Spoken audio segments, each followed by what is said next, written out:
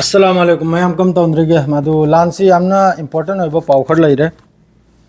गजा गिसु अद्रेदी America गिसु America दा नोंगले नोंसित लाक्तना मी कुंट्रा ने थोइगी मथक्ता सीखरे state अहम दनी लाइसे अमेरिका गी ओंथोकनो चावख्रब नोंगले नोंसितनी युम मम भाव लेहौद्रे लोइने सिसु अल्लाह गी अजाब अमनी मखोय मथक्ता लाइसे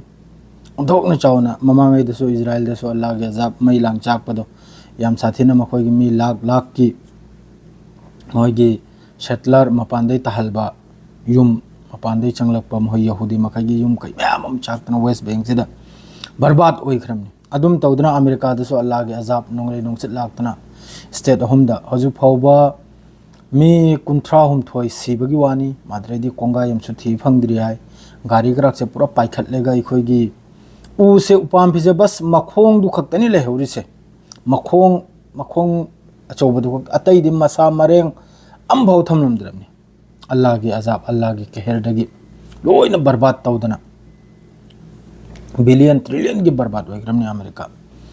अद्रैदी सोमदनबु लागे इजराइल लोमदा इजराइल दा मी लाख अहुंगी मथक्तनी हुजि नाकलमदा हुजि युमदगी तांथोखरिसे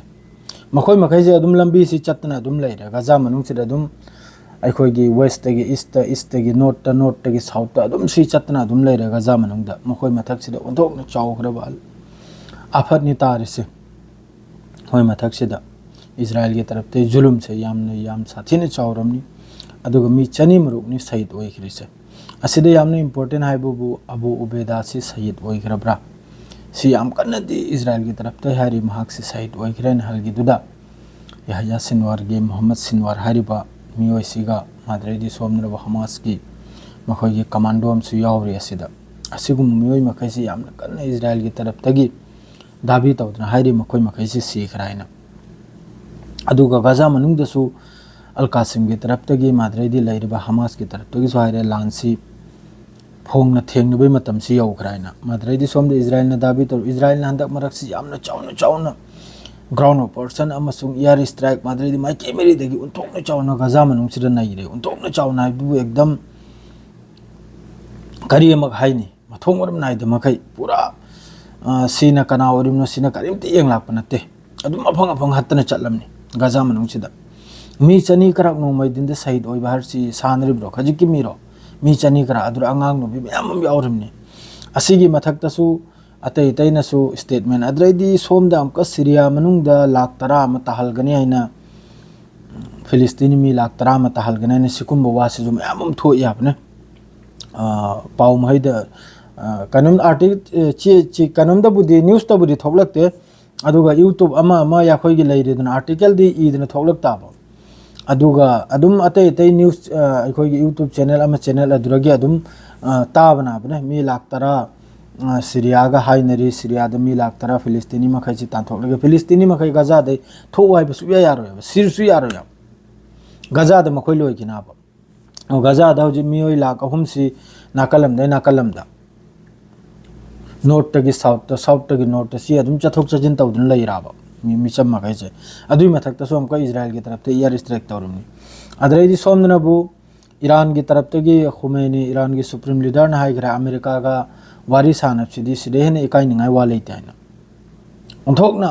बेजती ओइख्रबा कनमनि हाइना प्रेसिडेंट ने हाइना मागा वारी सानबा तो सानदबन फय हाइना अदुगा ईरान ना हाइग्रे वर्ल्ड वार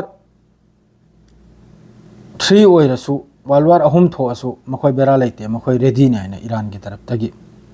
अदुगा अमेरिका की मोंग दे झुकी रोय मखोय कोनो दिनदा अमेरिका की मोंग दे मखोय लुक थ्रोय हाइना ईरान की तरफ ते फोंगनो लाउथोखरे माद्रेदी यमन की तरफ तगिसु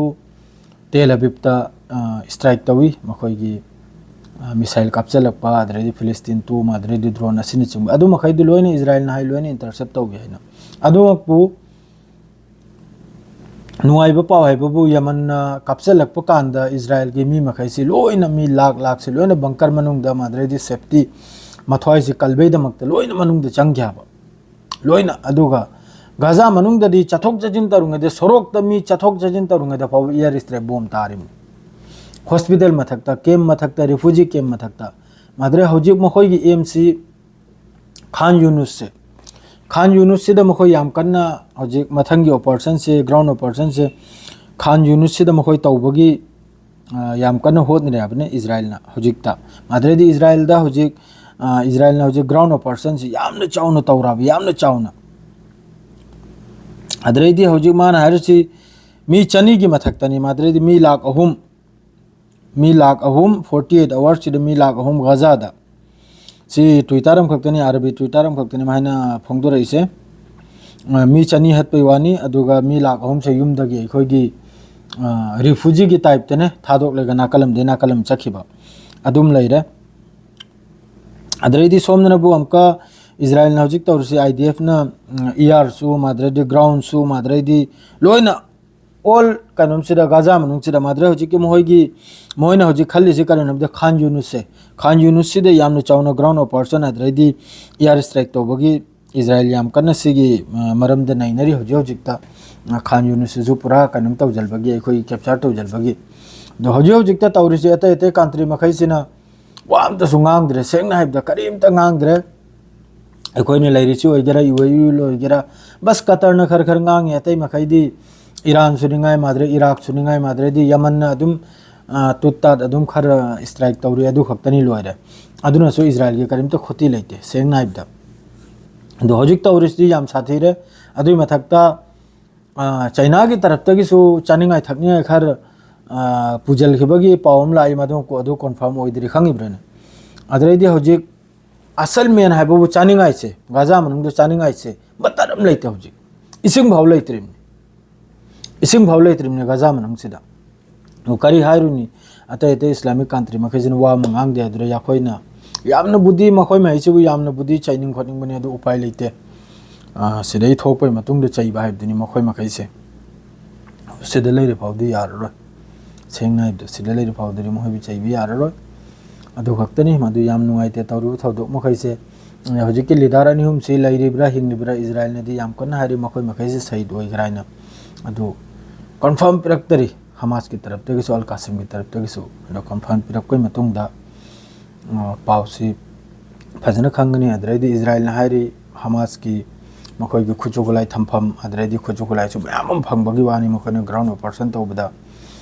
ग्रेनेड ओइगेरा माद्रेदी मिसाइल ओइगेरा रॉकेट ओइगेरा लंचर ओइगेरा मैम फंगबगी वानी इजराइल की तरफ ते दाबी तौदरा हारिसे अदो हमास की तरफ ते अल कासिम की तरफ ते पावम फाव थौलक्पै मतुंगदा वारी बुदी हजिकसु सेसफायर की कतरदा हमास की लीडर मखैगा अमेरिका गसु इजराइल गसु याम कन्न वारी सानरी असिदे नेतन्याहु नमका हाइबे सारी 24 घंटा 48 आवर्स की मनुंगदा हमास न ऑटोमेटिक सेसफायर तौरसी याना मंगोंद नोलर नाइना हमास ती हांदगिसु सेसफायर की रेडी नि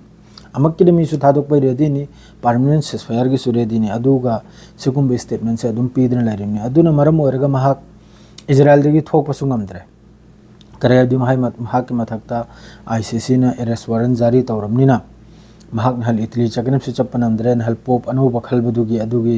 सेलिब्रिटी द सुमा यावबंगमद्रे करेगादी फाखिनराइना असुम तौदना पाउसे मयाम हमने अकुबता अदु इंशाल्लाह नहीं दि लाइव थौलकनी लाइव थौलकद मयाम को पाउ दु फाउनरसी नहीं कि दिसे फाउ खक्तनी अस्सलाम वालेकुम।